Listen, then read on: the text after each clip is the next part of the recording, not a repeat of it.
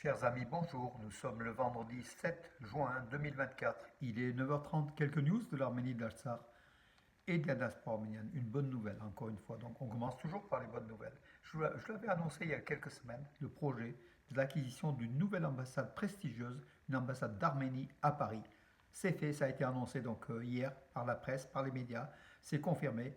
L'Arménie s'offre l'ancien hôtel particulier de Valéry Giscard d'Estaing, l'ancien président français, pour 23 millions d'euros. Donc un superbe bâtiment de 1226 mètres carrés, dont 1000 mètres carrés habitables sur deux niveaux, et dans lequel le président de la République, donc l'ancien président de la République, avait vécu pendant 60 ans, donc, et qui avait trouvé preneur il y a un an, mais donc voilà, l'Arménie a mis, voilà, donc l'a acheté avec, je crois, 500 mètres de jardin aussi, donc il y a un balcon de 40 à 50 mètres.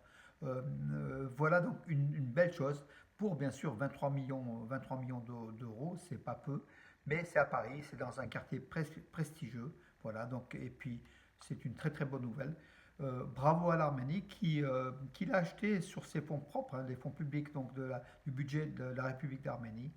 Et les Arméniens de France sont priés bien sûr à soutenir à tous les niveaux cette ambassade d'Arménie en France qui a notre honneur, notre prestige à nous. Voilà. C'est notre maison à nous, cette ambassade aussi, hein. Il faut que chacun s'accapare de cette ambassade d'Arménie en France pour la rendre vivante, plus belle encore et plus dynamique et plus, comment dirais-je, et qu'elle fasse vraiment, qu'elle serve vraiment les liens forts entre l'Arménie et la France, entre Paris et Yerevan.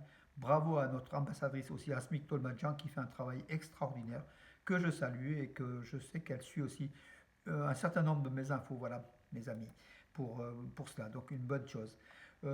Par contre, dans le mauvais, bien sûr, dans les mauvaises choses, une nouvelle fois, l'Azerbaïdjan s'immisce dans les affaires de l'Arménie et puis Aliyev demande encore une nouvelle fois, réitère le changement de la constitution en Arménie pour enlever tout ce qui est revendication liées à l'Azerbaïdjan et liées à la Turquie. Voilà, donc encore une nouvelle fois, Pachinian est mis sous pression malgré toutes les concessions. Pachinian, chaque fois qu'on concède quelque chose aux Azeris, aux Turco-Azeris, il renouvelle par une nouvelle demande. Voilà, encore une fois, une surenchère aboutissant à mettre l'Arménie à genoux, à imposer sa politique étrangère et même la politique intérieure de l'Arménie, hein. Donc voilà, Bakou s'immisce, ingérence dans les affaires arméniennes, c'est vraiment, c'est honteux tout simplement. Et puis le dictat d'Aliyev, donc Aliyev qui a affirmé que Bakou a proposé à Yerevan de demander conjointement à l'OSCE de la dissolution du groupe de Minsk. Ce groupe de Minsk de l'OSCE, qui effectivement a traîné pendant 30 ans sans réellement régler le conflit du Haut-Karabakh, est aujourd'hui dans la ligne de mire de l'Azerbaïdjan, de la Turquie et de la Russie, bien sûr, puisque c'est un clan occidental. La Russie était à la coprésidence du groupe de Minsk, donc de l'OSCE avec la France et les États-Unis. Mais aujourd'hui, quand la Russie est bannie des rangs de la diplomatie internationale, fait tout, pression sur l'Azerbaïdjan, qui fait pression sur l'Arménie pour que l'Arménie accepte que le groupe de Minsk de l'OSCE, chargé entre autres du Haut-Karabakh, soit dissolu. Voilà, donc en fait, il a affirmé, nous avons déjà proposé à la partie arménienne que l'Azerbaïdjan et l'Arménie appellent ensemble à l'abolition du groupe de Minsk. De facto, nous ne permettrons pas que cela fonctionne. Bien sûr, légalement, cela devrait être aboli et cela montrerait à quel point l'Arménie est sincère. Voilà, Aliyev parle de la sincérité de l'Arménie. Si l'Arménie n'est pas sincère, pam, donc du coup, derrière, c'est encore une nouvelle menace. Voilà où on en est, M. Pachinian, avec l'Azerbaïdjan, on ne s'en sortira pas. Avec le traité de paix, à chaque fois, ils vont surenchérir, puis ils vont surenchérir, pardon, et ils vont nous faire des demandes encore supplémentaires. Bakou n'oublie jamais ses revendications, or l'Arménie n'en a aucune. Et les 31 villages dont on avait parlé, ils en sont où? Les villages arméniens, l'enclave d'Arzbachen, tous les villages occupés par l'Azerbaïdjan à la frontière est de l'Arménie, même la frontière ouest de l'Arménie avec le Nakhitchevan. On n'en parle pas. L'Arménie fait une politique, comment dirais-je, une politique faible, malgré toutes les réussites de Pachinian, hein. Il ne faut pas non plus comment dire, critiquer l'ensemble de ce que fait Arar Mizoyan, notamment le ministre arménien des Affaires étrangères, mais voilà, l'Arménie devrait revendiquer un peu davantage face à ces Turco-Azéris qui profiteront de toutes les occasions pour justement demander encore plus avant de signer un traité de paix chimérique, que la signature n'engage que celui comment dirais-je, que celui qui y croit, tout simplement. Donc, du coup, l'Azerbaïdjan pourrait même signer un traité de paix et ne pas respecter, comme la Turquie le fait de façon régulière, hein. Voilà, c'est une pratique turco-ottomane. La Poste a procédé le 3 juin à l'émission d'un timbre-poste à l'effigie de Charles Aznavour à l'occasion de son centième anniversaire. Donc c'est un timbre qui vaut donc 1 euro, alors je vais vous dire le prix, 1,96 €. Il a été tiré à 60 000 exemplaires disponibles dans tous les bureaux de poste, avis aux collectionneurs.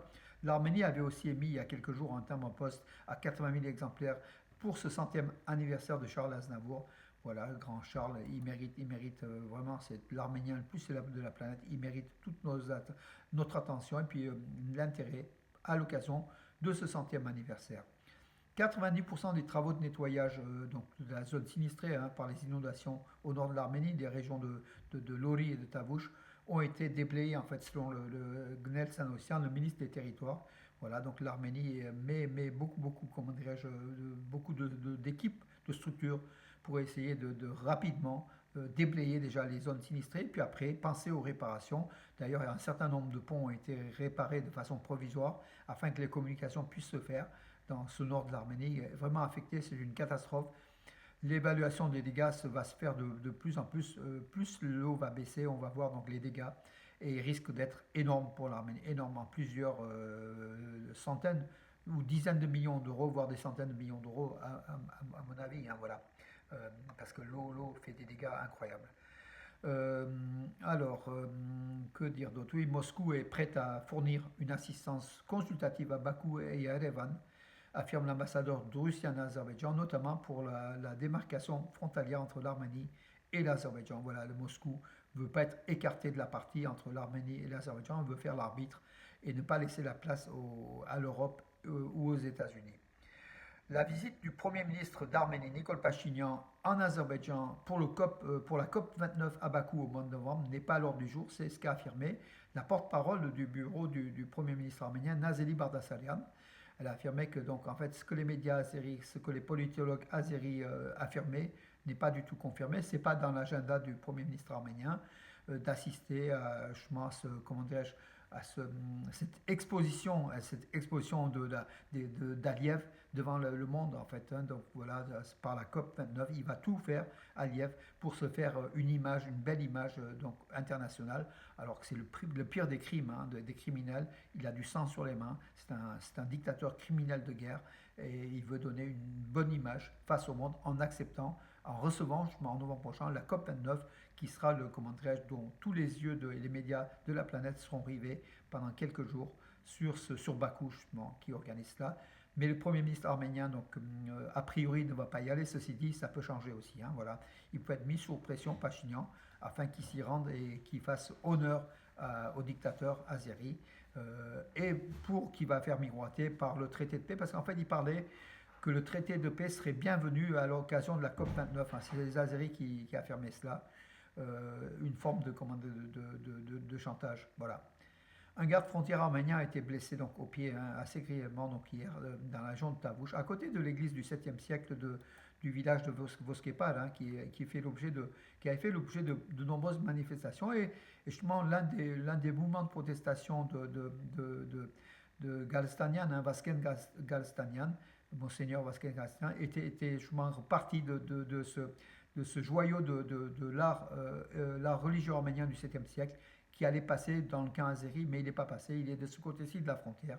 Voilà, c'était aussi un leurre, je pense, puisqu'il faisait partie donc, du territoire de la République d'Arménie, mais près de cela où la frontière a été installée à je crois c'est à 200 mètres de cette église.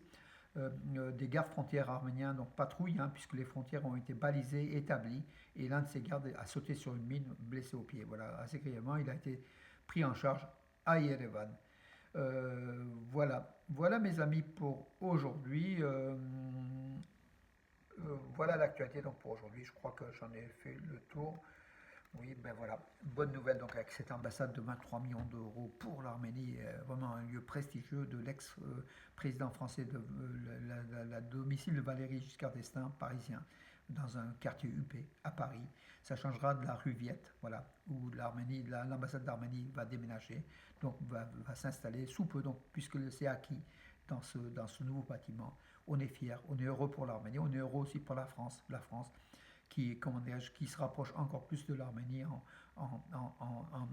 accordant, enfin en accordant, c'est l'Arménie qui paye, hein, mais, mais avec cette superbe et magnifique ambassade qui sera à Paris. Je vous donnerai toutes les coordonnées nécessaires. Elles sont connues, hein, vous pouvez lire sur Arménews, la nouvelle d'Arménie ou mes pages Facebook, c'est déjà indiqué. En tout cas, bravo à l'Arménie, à cette diplomatie arménienne. Et puis on est fiers pour l'Arménie et puis on continue à soutenir l'Arménie, coûte que coûte, mes amis, tous les jours, à chaque instant. Voilà mes amis, ce dimanche, église arménienne de Roman à 10h30, une messe avec le père Roussik Sarkisian, voilà. Et puis donc, pas ce samedi, mais samedi donc 15 juin, samedi 15 juin, donc il y aura aussi donc la fête du jumelage au parc Chouvet à Valence, avec un stand aussi de l'association Icheval, de lien entre l'Arménie, entre Valence et Icheval. Et puis le dimanche 16 juin, jour de mon anniversaire, à Montélier, mais ça n'a rien à voir, à Montélier, donc à côté de Chabreuil, à partir de 15h à 15h, la troupe de danse arabe de l'école de musique et de danse donc, de France Ashtarak Arménie de Bourg-les-Valence, hein, voilà, va faire son gala annuel. Donc ça sera à 16h, samedi 16 juin, à Montpellier, au théâtre, à la salle Jean Giono, voilà, à Montpellier. Voilà qui est dit, mes amis, et puis je vous souhaite en tout cas une bonne journée. À demain et bonne journée.